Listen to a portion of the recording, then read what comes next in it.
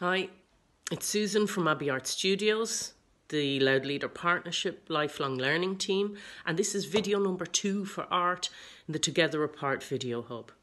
Today we're going to continue our experiments with a watercolour effect using markers, things you can find around the house, and we're going to bring some more colour and shape into our work. We're going to try some flower shapes. I'm going to start with some short lines. Some triangular petals. Going to change colour. Next flower I'm going to do, I'm going to keep these at a bit of a diagonal so that it'll be good shape on the page. Put it here. Start a little spiral. Then I'm going to make that line go a little wavier. Around, doesn't matter if they overlap. Do another one down here. Spiral. Wavy line. Okay, change colour again. Little simple ones.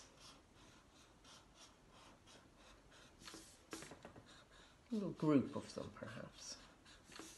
Groups are good in pictures. Groups of 2s, 3s and 5s. Always very pleasing. Now, little scribbly ones.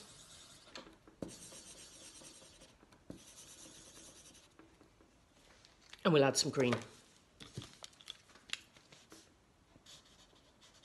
Now this is going to be my first wash, so I'm going to keep it sort of loose.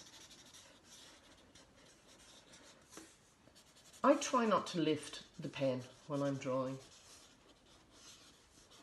It gives me good flow around the page. There we go. A little bit up around here.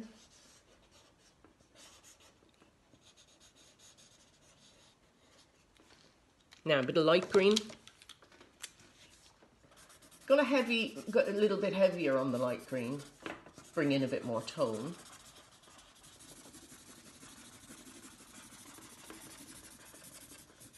And because I'll be running over this with water, I'm not too worried about completely filling in all the areas. Again, I can work in on this when it's dry.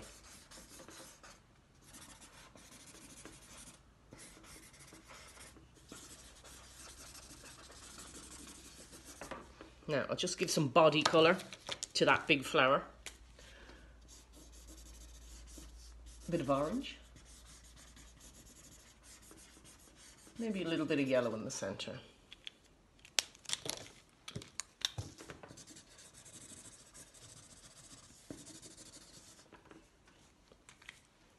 Now we looked at blending colours yesterday. I'm going to add a little bit of light purple in between some of those blue lines on the flowers here.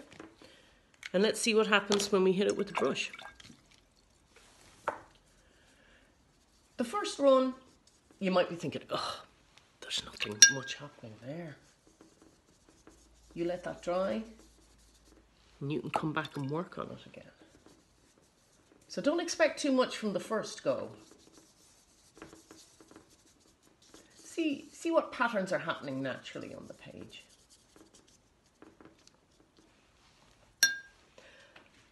That's about as much water as I'm going to put on this one. When it's dry, or you could speed up that drying with a hairdryer, you can work back into it. Here's one that I was working on. And I can go back in where things maybe have lost their shape a little bit. See here, my blue spirals have lost their shape. So if I kind of go back in, and not all the lines, but maybe pick out some of them, I might want to leave some of the water effects nice and vague. There's our pom-pom shaped flower there. Maybe we'll sharpen that up with a little bit more purple. Again, these are pictures to layer. Anyone who does an art class with me knows I am pretty obsessed with layers. Even as people, we're full of layers. So you can go back in and work on top of what you've done. Now, a little bit more of a challenge today. I'm going to hold this up closer. to the screen. I'm going to also include photographs of these in the comments so that you can work from them. But ideally, I'd love to see you interpret these designs in your own way, because art, like people, it's all about celebrating individuality. Now, if you're up for Challenge 3, Challenge 3 will be our next video, where we're going to up the ante a little bit more and bring in some shape and movement.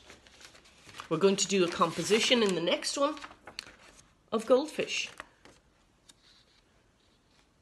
swimming in a little pond. And the contrasting colours of the orange and green are very effective. I hope that you're having fun experimenting with this cheap and cheerful method of watercolour. And tune in next time where we'll hang out with the goldfish. Thanks for watching. Stay safe.